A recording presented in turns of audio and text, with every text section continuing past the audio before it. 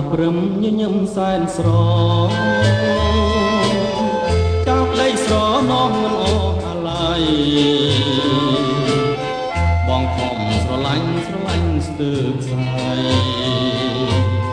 រកពេលស្រមៃថាថ្លៃជាគូ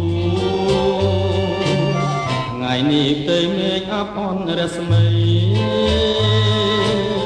តើរឿងហេតុអ្វីមេឃមិនអាសូរមេឃខ្លាំងព្រាមប្រៀបបានជំនោ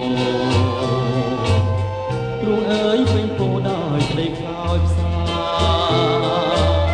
ស្រណោះនឹងអស់ក្រុមគ្រាកំសត់មានតែមួយគត់នៅក្នុងលោកាតែស្នេហ៍ដូចព្យូកណ្ដាលជលសាតាទាំងយ៉ាងណាអអង្ចាវាសនាអភ័ព្វជាប់កម្មពីសម័យ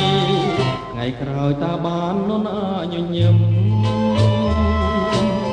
តែត្រាបព្រឹងខានឃើញហើយជួយរឿងគេទ្រាំចាំសាជាតិវេក្រែងបានឃើញស្រីញញឹមម្ដងទៀត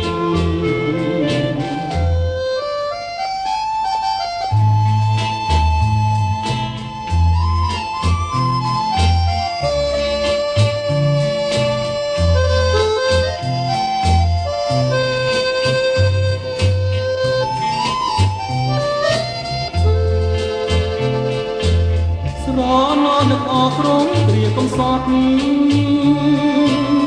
មានតែមួយគត់នៅក្នុងលោកាតែស្នេហ៍ដូចព្យូកណ្ដាលជលសាតាទាំងយ៉ាងអអនិច្ចាវាសនាអភ័ព្វជាប់កម្មពីសម័យ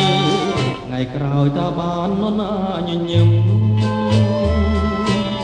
តែត្រាបព្រឹងខានឃើញហើយថ្លៃគេទ្រាំចាំសាជាតិមេក្រែងបានឃើញស្រីញញឹមម្ដង